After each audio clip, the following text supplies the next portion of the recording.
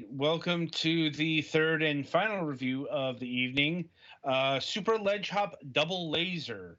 Now, despite that title, this has nothing to do with platforming.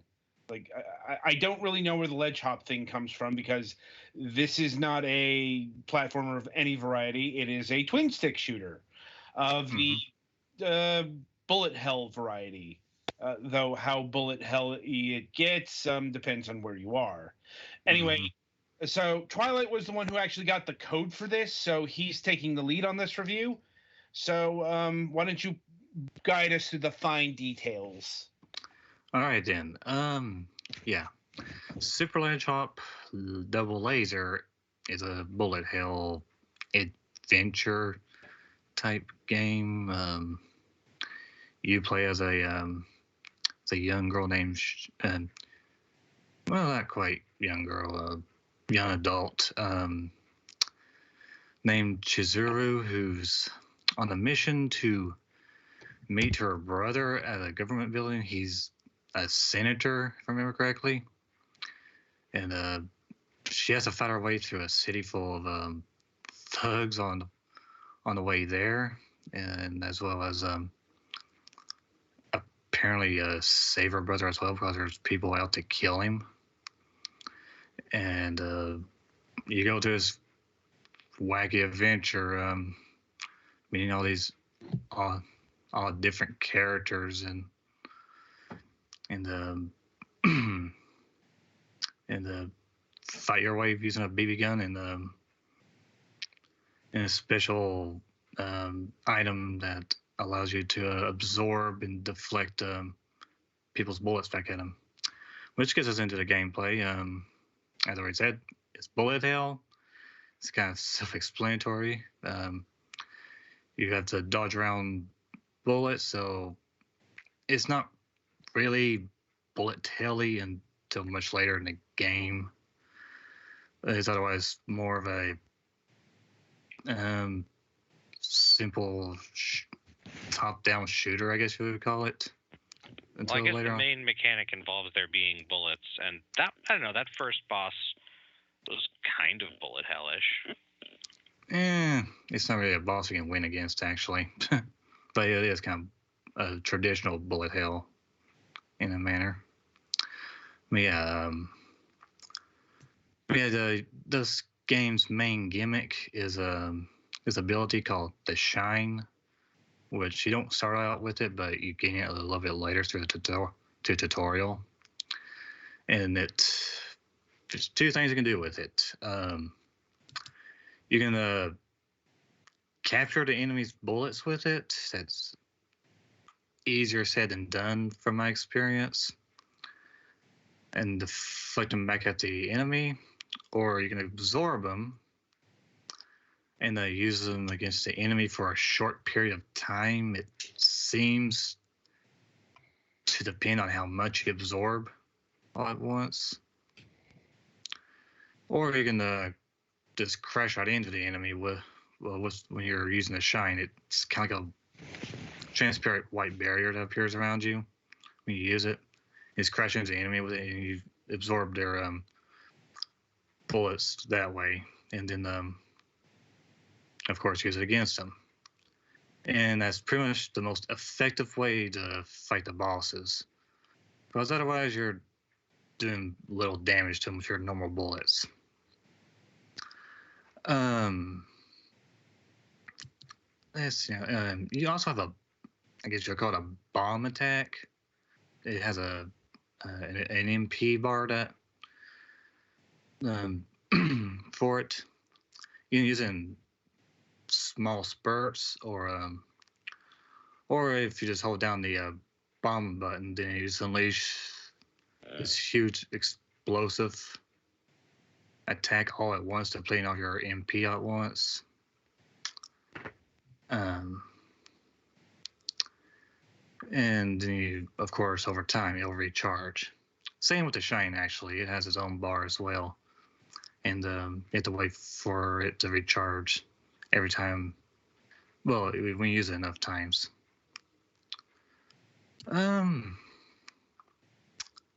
Let's see.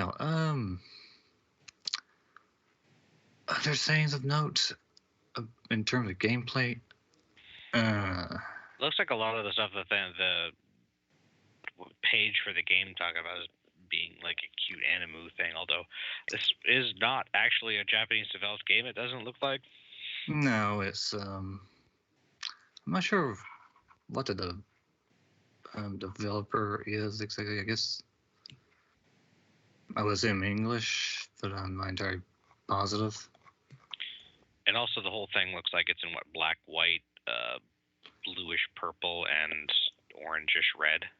Yeah, yeah, I forgot to mention that about when we're talking about the Chihiro. She's apparently colorblind, and this is the world from her perspective, because everything's otherwise a normal color.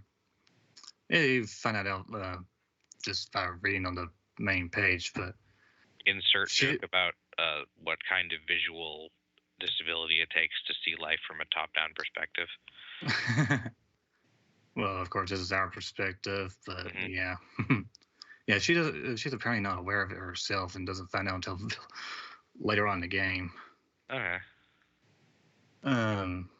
But yeah, like I was talking about in terms of gameplay, I don't really recall much else when it comes to gameplay. You have items you can pick up that recharges your MP and HP, and Is that what the cans and stuff are that drop when things blow up? Yeah, they drop more MP items and HP items, but yeah, destroying trash cans and defeating enemies gives you those. What are those other things? Sandwiches? I think so. I'm assuming sodas and subs, or maybe cheese-based sandwiches, because the main character has a obsession with cheese-based snacks. Maybe. And some puns as well, I believe. Guess it could be a cheese steak.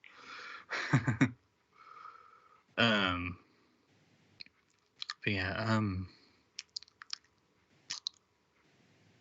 I guess there's also a timer at the top left corner as well. So it's mostly for speed running purposes. Yeah, you can complete the game in about apparently 15 minutes, according to one of the achievements, I think. Something like that. Well, once you know what you're doing and everything. Yeah. Yeah, I know. I completed the game in 2 hours, and on my first try, I'd say it's not bad. It's just one sit through actually. I think that's about everything in terms of the gameplay in itself. There's also another mode besides the main campaign called Thug War. That's basically a defeat so many enemies and then you fight a super boss at the end of it. I think it's like to fight through like 80 enemies. It's not exactly easy. It's best of course played after playing through the main campaign some, so you're used to the game. I never did beat it myself. But let's see now. I guess that's about it for gameplay. I personally enjoyed the gameplay myself. It's not very hard after you get used to it. And for a bullet hell.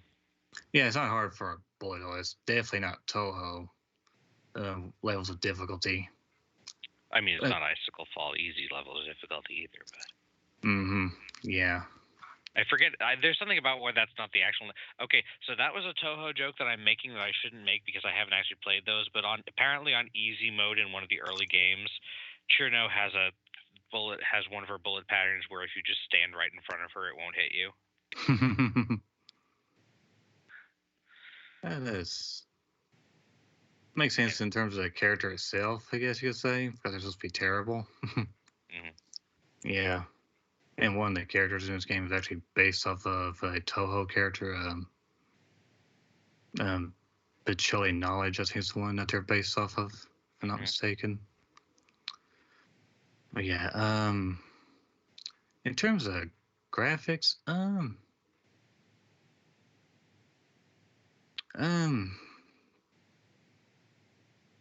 I personally liked them.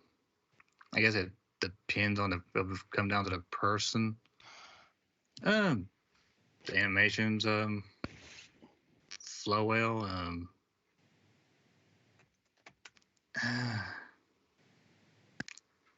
Not really much I can say on them. It's the graphics, of course, are personal preference and see for yourself.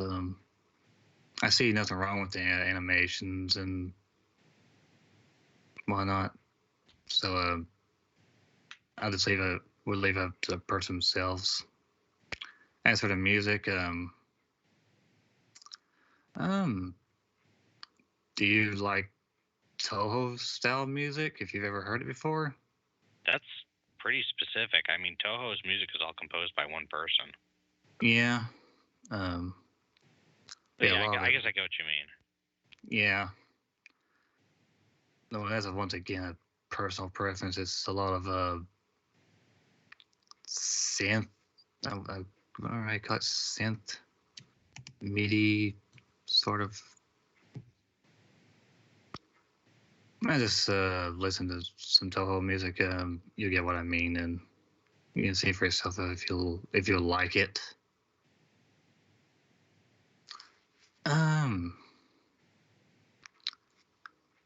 Anybody got any questions?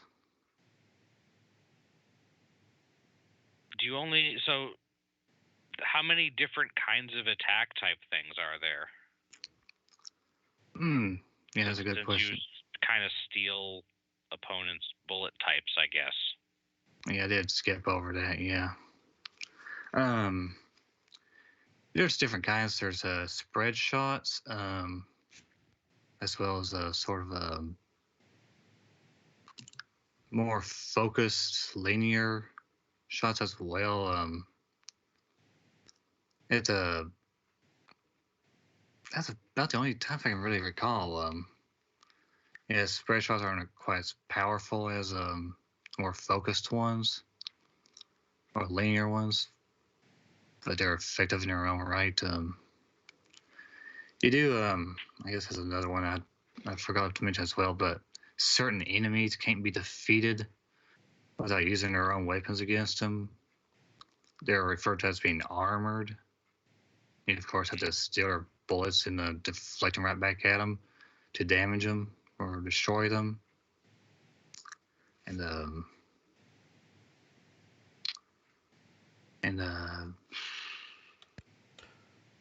do you have any idea what this gauge thing at the top is that has like purple orb in the middle? Yeah, I was looking at that. I actually forgot all about that. I kind of ignored it myself when I was playing the game. That will affect your damage output. You're supposed to fire within the rhythm with it. Yeah. Yeah, it'll affect your damage output to some degree. So it's kind of a rhythm game mixed in there too. Yeah. Yeah,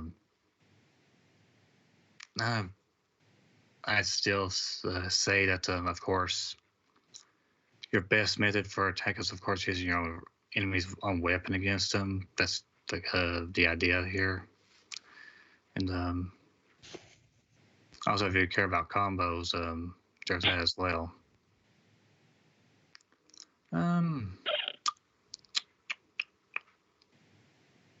So yeah,